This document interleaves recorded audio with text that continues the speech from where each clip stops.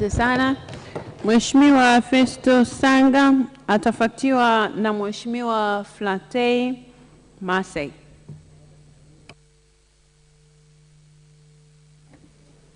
Mheshimiwa Naibu Spika, kwanza kabisa nipende kumshukuru na kumpongeza Mheshimiwa Mwigulu Nchemba, Waziri wa Fedha, kwa hotuba yake nzuri ya mpango ambao tunaujadili kwa sasa. Kwanza kwenye mpango huu naomba nizungumzie jambo moja tu ambalo linahusu sekta ya michezo. Na mimi ni mdau wa michezo na nimekuwa kiongozi wa michezo kwenye nchi hii. Na kwa leo naomba nitakie kila laheri timu ya Simba Sport Club kwenye mchezo wake pale Misri. Naamini kwamba hata wanayanga wenyewe wanaendelea kutuunga mkono kama ambavyo imekuwa.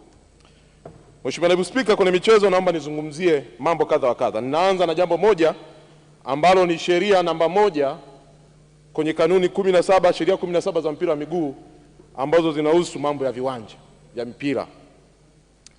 Tanzania tumebahatika sana, karibia kila mkoa tuna viwanja vya mpira wa miguu. Serikali kwa muda mrefu, lakini pili sisi kama Chama cha Mapinduzi kwenye ilani yetu kwa muda mrefu tumekuwa tukiweka kwamba tuna uwezo na tuna fursa ya kuendeleza viwanja vyetu vya mpira wa miguu. Ukienda ukurasa namba 245 kwenye ilani ya mwaka huu inazungumzia ujenzi wa viwanja kwenye taifa letu. Lakini sisi tulibahatika, Mwalimu Nyerere alijenga viwanja maeneo mazuri na viwanja vikubwa ambavyo hadi leo kizazi hiki vinakitumia.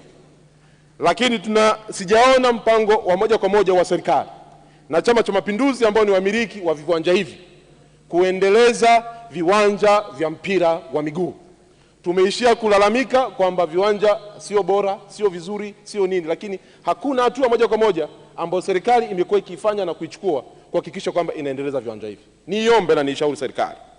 Viwanja viko maeneo mengi na maeneo potential. Viwanja kama Sokoine, viwanja kama CCM Kirumba, viwanja kama Ali Hassan Mwinyi Tabora vinahitaji tu fedha ya kuweka hata kwenye carpet tu mpira uchezo, kwa sababu majukwaa Nyerere alishatujengea. Majukwaa yako imara, yako vizuri, kinachohitajika ni fedha tu zitengwe kwa ajili ya kuweka hata carpet. Na katika hili Mheshimiwa Mwenyekiti, niunganishe moja kwa moja.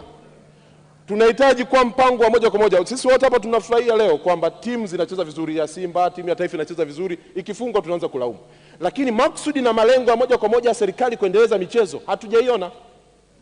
Tunazungumzia viwanja hivi, lakini serikali hadi sasa hatujaona hata ikitoa kodi kwenye vifaa vya michezo.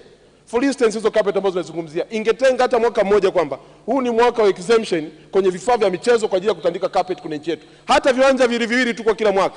Kwa muda wa miaka 5 tuna viwanja 10 vimetandikwa carpet, mpira wetu unachezwa na watoto wetu wanaweza kupata sehemu ya kuchezea.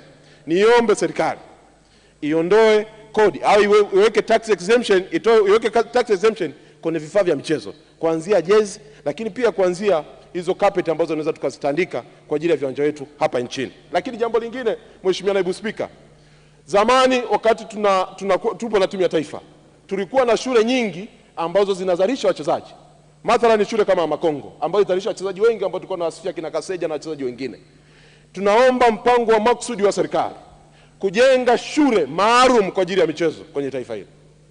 Shule ambazo aidha zinaweza zikaza zono kwa maana kwamba ya kanda, hata Dodoma, hata Mbeya, hata Mwanza, hata Kusini, wakajenga shule angalau 10 au 5 za michezo tu ambazo zitakuwa zinafidi timu yetu ya taifa na timu zetu na vilabu vyetu vya Tanzania. Kwa muda mrefu wachezaji wetu ambao tuko nao hapa hawana mpira ambao umepitia kwenye darasa. Wengi wametokea mitaani, hawana shule maalum ambazo zinasimamiwa ama na TFF au na serikali kwa ajili ya taifa letu. Tunahitaji kuwa na mpango wa muda mrefu kuhakikisha kwamba michezo ya taifa hili inakuwa. Nimuombe sana Mwigulu Nchemba, Waziri wa Fedha, ni mdau wa michezo wa moja kwa moja. Leo hii ni Waziri wa Fedha, aone haja ya moja kwa moja kuinua soka la nchi. Amekuwa na klabu ya Singida United. Singida United ameona jinsi ambavyo ni ngumu kuiendesha. Ni kwa sababu timu nyingi hazina fedha. Je, haoni sasa kuna haja ya serikali, kama nilivyosema, kuondoa kodi kwenye hivyo vifaa, lakini sio kuondoa kodi kwenye vifaa, lakini kitu kingine, makampuni kama betting companies ambazo ziko ndani ya nchi zinafanya kazi na operate. Kampuni zote za betting nchi haziwezi kujiendesha kama sio mpira. Maana wananufaika moja kwa moja na mpira wetu.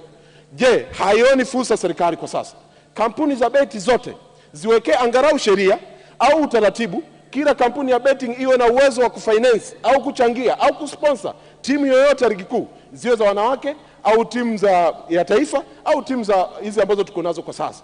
Tuone fursa betting companies ziweze kusupport kwenye mpira wa Tanzania, kwa sababu na zenyewe existence yake, uwepo wake hapa nchini ni kwa sababu ya mpira wetu. Kwa hiyo nimuombe Mheshimiwa na Waziri wa Fedha na serikali muone haja ya kuweka mazingira salama kwa ajili ya timu zetu kuweza kupata fedha. Kuendesha timu za ligi kuu, Mheshimiwa Naibu Spika, ni kazi ngumu sana. Vijana hao hawana hela, hawana fedha. Tunahitaji hatua za makusudi kuwa support na kuwaunga mkono. Na hili Naibu Waziri wa Fedha, nikusihi na nikuombe tax exemption kwa vifaa vya michezo. Lakini pili, hizi kampuni zingine za betting, lakini hata sio kampuni za betting, tuchukua hata utaratibu ule wa Zambia kipindi cha Kenneth Kaunda, makampuni ya migodi aliamua kutangaza wazi kwamba kama kuna kampuni iko tayari kufinance vilabu vya ligi kuu vya nchi yetu, ile KK11 ilikuwa financed na makampuni ya migodi, kwamba tutawaondolea sehemu ya kodi, hiyo kodi ipelekwe kwenye michezo. Fanyeni hivyo ili msupport michezo ya nchi yetu hii. Lakini jambo lingine ambalo nataka nizungumzie, Mheshimiwa Mwenyekiti, sitazungumza kwa muda mrefu sana, ni jinsi gani ambavyo tunaweza kulinda wawekezaji kwenye michezo yetu. Nataka hapa niweke case study ya Simba Sport Club na hata Young Africa wanatuunga. Simba imepata uwekezaji ambao wanahangaika nao na uko in public, na serikali imeingilia kwamba inasimamia ile mchakato uende salama. The same to Young Africa, wana uwekezaji ambao wameanza mchakato huo. Lakini wawekezaji wetu, je, wanalindwa? Hawalindwi. Intimidation na frustration kwa wawekezaji wetu zimekuwa ni kubwa kwa kiwango ambacho wawekezaji muda mwingine wanataka hata kukata tamaa. Simba leo ambao tunajivunia hapa, kila mtu anajigonga kifua kwamba ni Simba kwa sababu inafanya performance nzuri, ni kwa sababu mwekezaji yule ameweka fedha. Lakini kuna watu wanajitokeza wa infrustrate katikati ya mapambano. Simba leo ikibeba klabu bingwa Afrika, Tanzania, ile visit Tanzania itatangazwa over the world. Lakini sio hivyo, tutafungua nafasi kwa mawakala wa wachezaji kuja kufuatilia soka letu la Tanzania. Je, wawekezaji wetu wanalindwa? Serikali ione haja. Watu ambao wana frustrate wawekezaji, kama waziri Mheshimiwa Rais alivyosema, wawekezaji wasibuguziwe. Yule mwekezaji sio mwizi, mchakato uko open kabisa, uko wazi, lakini amekuwa frustrated kwa muda mrefu. Akifanya hiki, huyu anaingia anasema hivi, tunataka bilioni 20. Bilioni 20 kwa sasa Simba Sport Club kwa posho mwaka huu tu is over 1 billion posho tu. Lakini sio mwekezaji anaweka over 1.5 billion ruzuku. What is bilioni 20 kwa Simba iliyoko leo hapa? Tuombe uwezekano wa serikali kulinda wawekezaji ambao wanaingiliwa, hasa kipindi kama hiki ambacho Simba inaenda kuchukua ubingwa na kuweka historia kwenye taifa letu. Lazima tuwalinde Mheshimiwa Naibu Spika.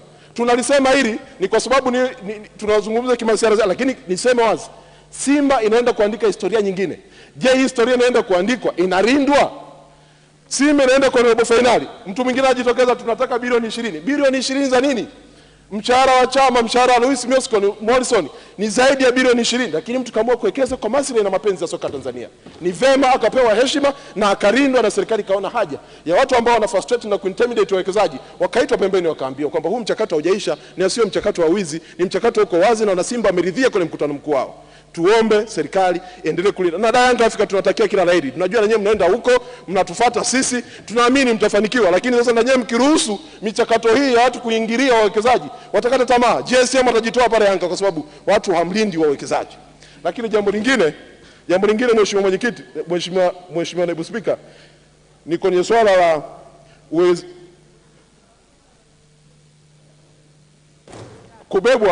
kusaidiwa kwa TFF. TFF ni chombo chetu ambacho tuko nacho nafanya kazi. Lakini mzigo wa TFF ni mkubwa. Ninaishukuru serikali ya awamu ya 4 Jakaya Kikwete aliamua kuchukua sehemu ya mishahara ya benchi la TFF akalisaidia kuibeba TFF kwa maana ya kulipa makocha. Tuisaidie TFF. TFF kwa pale jinsi walipofikia, bajeti yao ni ndogo sana. Timu ya taifa tunatamani ifanye vizuri. Kufanya vizuri kwa timu ya taifa ndio taifa letu linaendelea kutangazwa kimichezo na kufungua fursa. Tuone namna ambavyo serikali inaweza kachukua jukumu hata la kulipa mishahara tu ya makocha ikasaidia TFF. TFF yetu pale tukiangalia ofisi zao zile hazina hadhi. Somalia kuna vita, zina ofisi nzuri kuliko hata ofisi yetu ya TFF pale. Ni kitu ambacho kinatia aibu. Serikali ione haja ya hata kuishauri TFF wajenge majengo yenye hadhi nzuri, lakini sio hadhi nzuri muipokee mzigo. Mzigo wa TFF ni mkubwa. Wamejitahidi kwa level yao. Leo hii tuna timu za wanawake zinafanya vizuri. Leo tuna timu ya taifa inafanya vizuri. Leo kuna vilabu vinafanya vizuri. Basi tuone serikali kwamba hao wenzetu wanapambana kwa level hii, lakini kuna majukumu mengine tuwapunguzie, ambapo mojawapo ni moja kati ya issue ya mishahara. Wapunguziwe mishahara TFF. Serikali ione haja jinsi ya kuingilia na kuwasaidia. Lakini zaidi ya hapo tuseme tu serikali muendelee kuiunga mkono Simba, inaenda kuandika historia kwenye taifa hili ya tofauti. Asante sana.